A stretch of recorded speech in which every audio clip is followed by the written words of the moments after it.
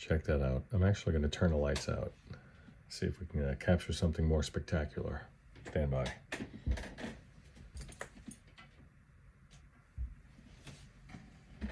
Okay. 3, 2, 1. There it is.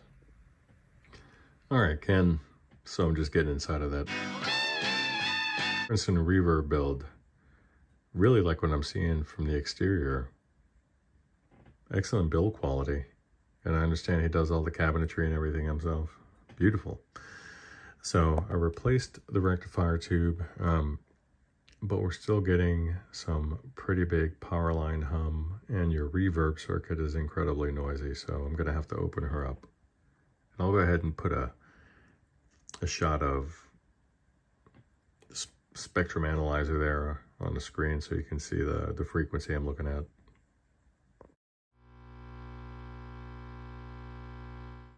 And by the way, this amp was completely hand-built from the ground up by the builder. And none of what I'm going to say, none of this isn't in any way to be misconstrued as an insult or anything of that ilk. That's just not what this is. And it's not because that's not what I'm here to do. It's just, that's not what this is. Because this thing is flawed in the most beautiful way. There a little bit of rough edges on this aluminum, but it gives me the sense that this was hand bent.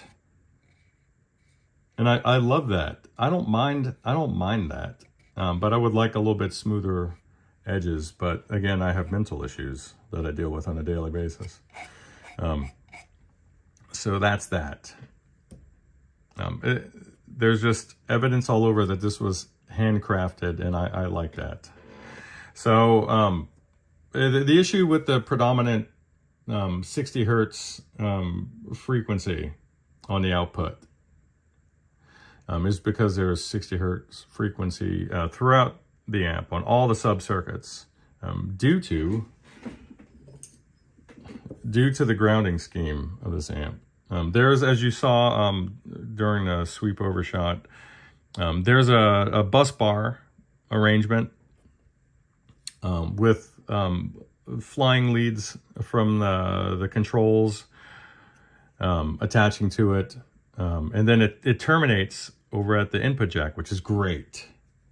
That's a good practice. However, what I'm looking at here is not good. It's not ideal. I should say, does it work? Yes, it absolutely works. But the problem is that we have the center tap.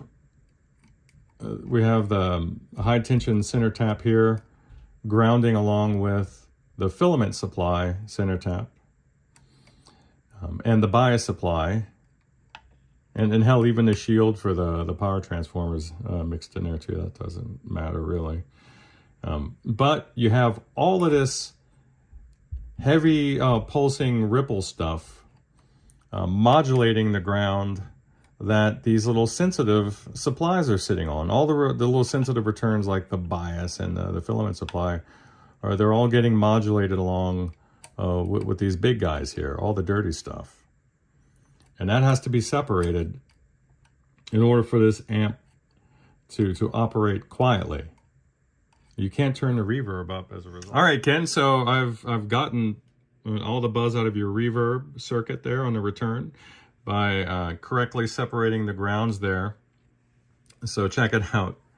I mean, it's literally, by the time you got up to, say, 10 or 11 o'clock on a reverb level, there was a tremendous amount of buzz there. But check it out. That's all the way up. That's completely dimed, and all you have is a little bit of additional hiss. So, and earlier, for the rest of you goons and mutants out there, when I was referring to the phase inverter tail having its own ground, it doesn't go to ground directly. So that's not what I meant to say, but no more late nights for me. Ken, she's ready to go home, bub.